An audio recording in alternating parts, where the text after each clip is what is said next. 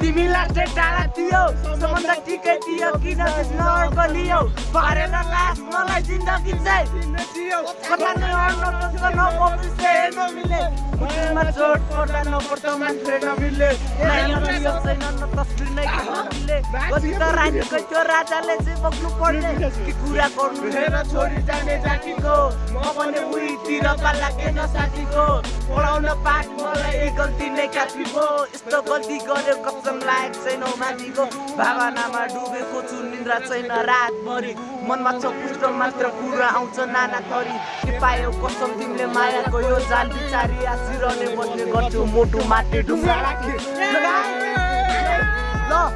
ल मेरो केटाहरूको ऱ्याप कस्तो लाग्यो कमेन्टमा आएर यसो भनिदिनु होला। हामी चाहिँ यहाँ अब हाम्रो ठाउँमा पनि छैन, हामी यहाँ मोबाइल आइरहेको छौँ आगो बालेर खाना साना नखाएर कोइसन लाइक हेर्नु न, पेटभित्र गएर कस्तो भइरहेको छ।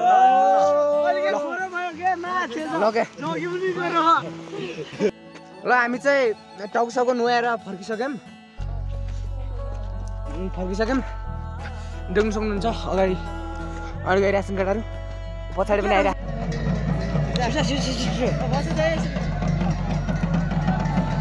ल गाइस, जुम्ला जिल्लाको टप पोइन्ट, सबैभन्दा बढी मान्छे भेला हुने ठाउँ।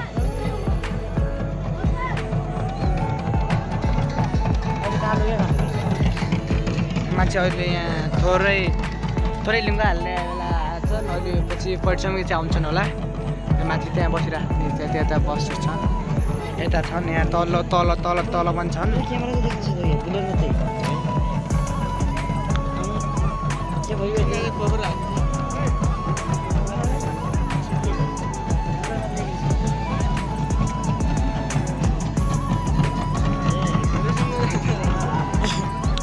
चाहिँ गाइस जस्तै हालिसकेपछि देखाउँछु किनकि पुरा भिडियो लङ हुन्छ।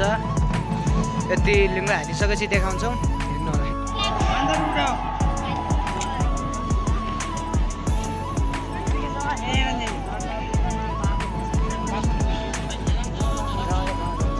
ल गाइस अघि चाहिँ हामी वरि भएर त्यहाँ मेला देखाउनु पाएन। अब चाहिँ हामी कस्तो घर फर्किँदैछौँ सरी त्यसको लागि देखाउनु त सकिएन। त्यही हो यहाँको भ्यू हेर्नु। अब तपाईँको धानको फुलिरहेछ मार्च चाहिँ, उता सिमी हुन्छ नि, सिमी जुम्ला सिमी फलिरहेछ। समयले साथ दिएन, यता वरि आएको थियौँ, वरि आउँदै त्यहाँ पुग्दाखेरि फेरि खतम गरिदिएछन् कि त्यति। बिहान लिए मैं माफी चाहता हूँ। ल केटाहरू अहिले त 3जना छन् अनि अगाडि मान्छे पुरै सकिसक्यो कि पछाडि त्यो आउँदैछन्। के गर्नु, बाटो यस्तो छ कि हेर्नु न, जुम्ला थुप्रै चिने त ठाउँ त हो रहेछ क्या, पिछडिएको क्षेत्र चाहिँ रहेछ क्या। हेर्नु न यस्तो छ कि बाटो, फेरि मान्छेहरू न तलबाट क्यु आइरहेछन् कि अहिले। हामी किनकि सबसे लास्ट आइरहेछौँ कि अब, किनकि टाढा घर हुने लागि अलिक गाह्रो नै हुन्छ। अब अर्को ब्लगमा भेट्ने।